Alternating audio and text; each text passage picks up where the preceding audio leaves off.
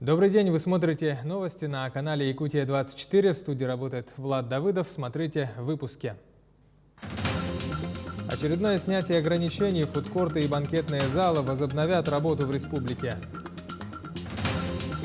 Поддержка территорий, более 3 миллиардов рублей дополнительно выделили на развитие сел в России.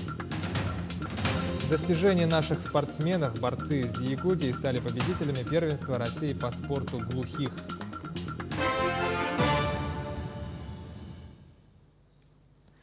Говорить о полной победе над коронавирусом еще рано. Об этом сказал Айсен Николаев на заседании Республиканского оперативного штаба. За прошедшую неделю у нас ситуация несколько улучшилась. Мы видим устойчивое снижение заболевания. Сократилось количество тяжелых больных. По 1 марта сохраняется масочный режим и основные ограничения по социальному дистанцированию, сказал глава республики. Он призвал не снижать темпов вакцинации от коронавируса. Работа фудкортов и банкетных залов будет возобновлена на территории республики при условии соблюдения всех санитарных мер. Об этом заявила замруководителя регионального оперштаба Ольга Балапкина в ходе брифинга. В частности, возобновится работа фудкортов при условии 50% заполняемости зала и соблюдения расстояния между столиками до 2 метров. Будет разрешена и работа банкетных залов при численности посетителей не более 50 человек, а также букмекерских контор и выставок. Кроме этого, снимаются ограничения для предприятий общественного питания. Они возвращаются в свой обычный режим работы, сказала Ольга Балапкина. Что касается заболевших, то за минувшие сутки в Якутии выявили 67 новых случаев COVID-19, из них в столице 29, в Мирнинском районе 12, в Тампонском районе 6 пациентов с коронавирусом, в Ниренгринском, Аймеконском районах обнаружили по 5. По 3 случая коронавируса зафиксировали в Валданском, также в Усть-Майском районах и 2 случая в Ленском районе. Необходимо обратить внимание, что на настоящий момент в республике остаются меры, необходимые для самоизоляции для граждан пожилого возраста старше 65 лет и лиц с хроническими заболеваниями. Остается масочный режим, режим соблюдения социальной дистанции, а также непосредственно не снят режим нахождения на удаленной работе более 50% от численного состава учреждений и организаций. Что касается вакцинации, то в Якутии поступила очередная большая партия препарата «Спутник В». Всего поступило 15 120 доз. В данное время на складах Сахафармации идет маркировка этого препарата. После этой обязательной процедуры лекарство поступит в медицинские учреждения. Между тем, в регионе 4-ю неделю продолжается массовая вакцинация от COVID-19. В данное время идет вакцинация второго компонента. Между тем, первый этап уже прошли более 26 тысяч жителей Якутии.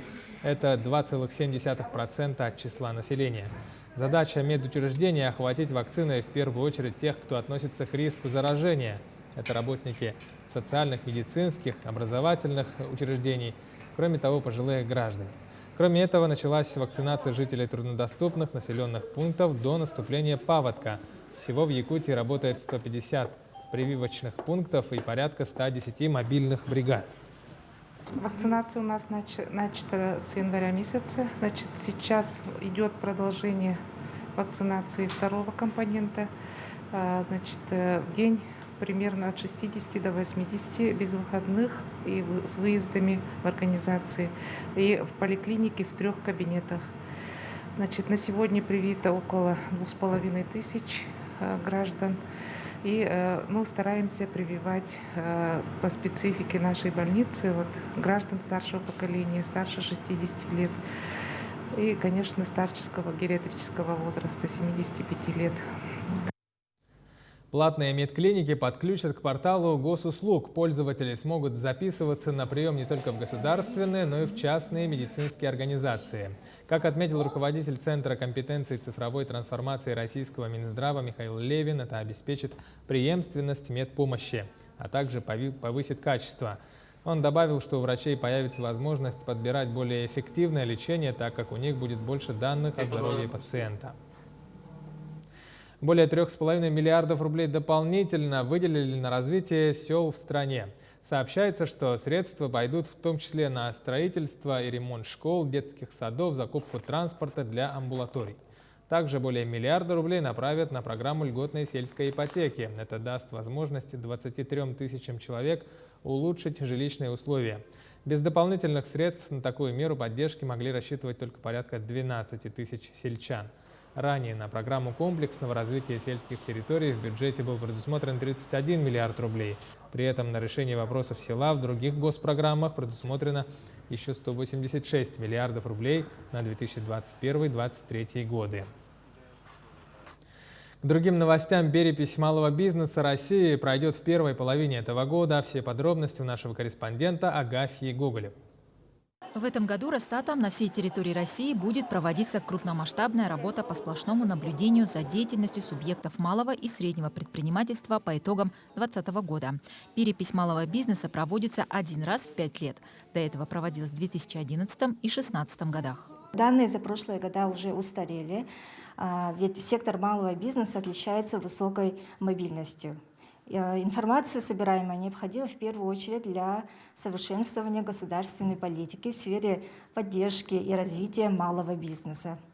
На территории Якутии должны отчитаться более 10 тысяч малых и микропредприятий. Из них выше 7 тысяч организаций работают в городе Якутске. Благодаря переписи организации смогут проанализировать статистические данные и увидеть перспективные направления в своей деятельности. ИП Семенова Нина Васильевна принимала участие в переписи малого бизнеса в 2010-2015 годах. С тех пор, конечно, сильно изменились данные по количеству работников, выручке товаров и основных фондов. В этом году обязательно участвуем в экономической переписи уже электронным образом через спецоператора. Малый бизнес отличается большой подвижностью. Практически каждый день закрываются одни компании и открываются другие. Бизнес часто перестраивается и меняет виды и параметры своей деятельности. Поэтому новые статистические данные позволят получить актуальную информацию о малом бизнесе в республике. К сожалению, есть много направлений, где вообще невозможно вырасти в продажах. Там слишком сильная конкуренция. И, к сожалению, там невозможно увеличить зарплату для сотрудников, там прибыль увеличить. Это очень сложно, когда сильная конкуренция.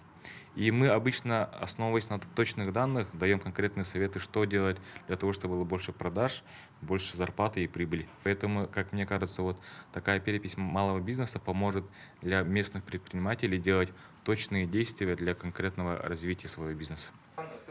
Более 40 тысяч респондентов на территории Якутии должны предоставить отчетность с 15 января по 1 апреля через электронного документа оборота или веб-сбор Росстата, либо с 1 марта по 1 мая через портал госуслуги. Агафья Гоголева, Джулус Иннокентьев, Якутск.